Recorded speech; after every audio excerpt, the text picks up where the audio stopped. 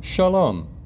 I'm Cantor David Prozer of Kehillat Bet HaMidrash, Kempsville Conservative Synagogue in Virginia Beach, Virginia. And this is the Torah portion of Shabbat, Saturday, August 22nd, 2020, corresponding to the second day of the Hebrew month of Elul 5780. As usual, we thank Rabbi Joseph Prauser, Rabbi Adam Rosenbaum, Rabbi Avram Kogan, Rabbi Joyce Newmark, and the United Synagogue Torah Sparks series for their various publications and teachings on this week's Torah portion. This Shabbat, August 22nd, we read the Parsha of Shoftim, the fifth Parsha in the book of Devarim, which begins on page 1088 of the Eitz Chaim Chumash and page 820 of the Hertz. Moshe continues to review the laws for the Israelites in anticipation of their entry into the Promised Land. Our Parsha opens with the mandate to create a judicial system charged with the responsibility of interpreting the codified laws as actual cases arise.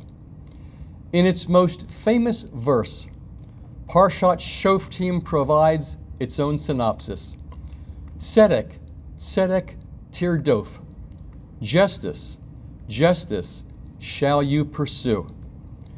Judges of reliable character are to be appointed for all Israelite jurisdictions.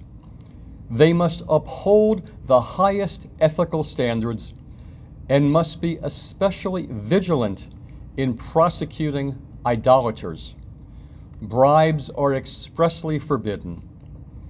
Specific idolatrous practices that are expressly prohibited include the use of sacred posts and idolatrous stone pillars, as well as the sacrifice of blemished animals. Only the testimony of two or more witnesses may be treated as acceptable. Major cases are brought before the Levitical priests or the magistrate in charge at the time. The verdict of this high court is to be carried out in its every detail. Undermining justice by disregarding the verdict is itself a capital crime. The appointment of an Israelite king is permitted in accordance with God's standards.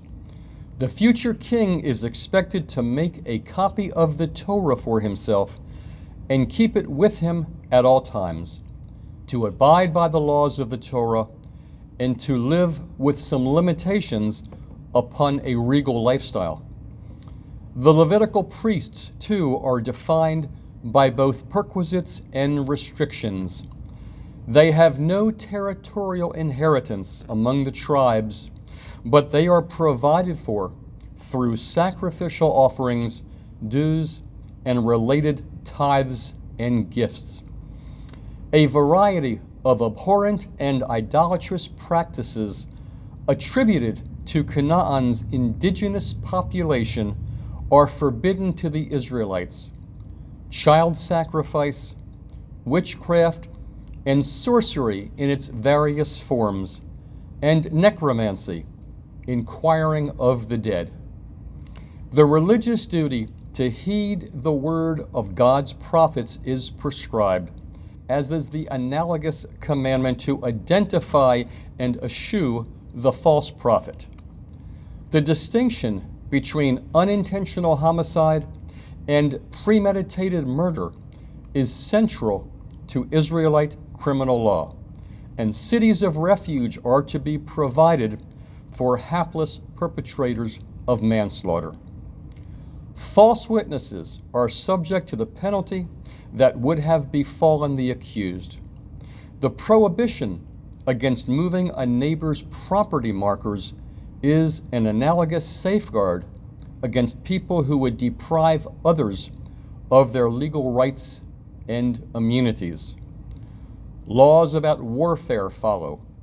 Soldiers must be selected among those who will fight without distraction, and several classes of people are excused from military service.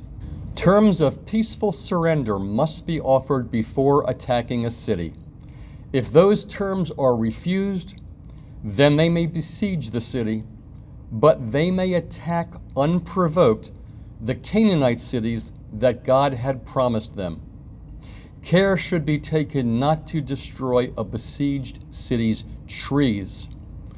The final judicial provision in this parsha is the legal and expiatory ritual response to an unsolved murder.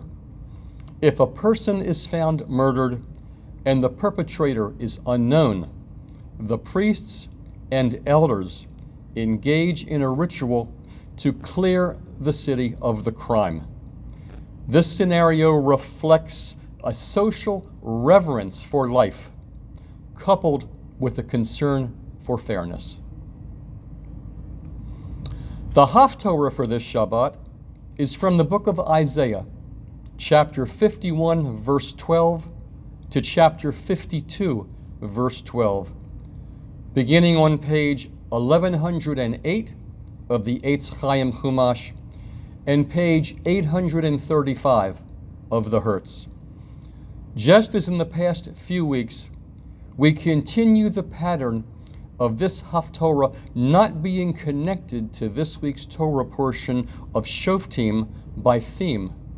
Rather, it was chosen as the fourth Haftorah of consolation that follows Tisha B'Av.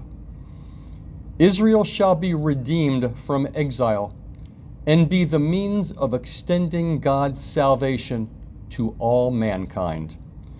The Haftorah sets out a program of religion to plant heaven and establish the earth for the children of men. Each part of this Haftorah, a divine pronouncement of comfort to Zion and the nation, features a pattern of double proclamation. I am he who comforts you.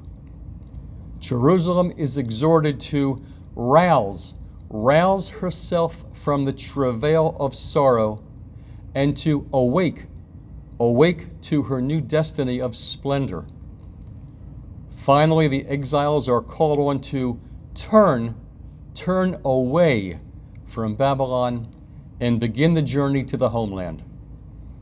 These repetitions intensify the divine commands and spotlight the Haftorah's three themes of divine presence, national transformation, and a return from exile.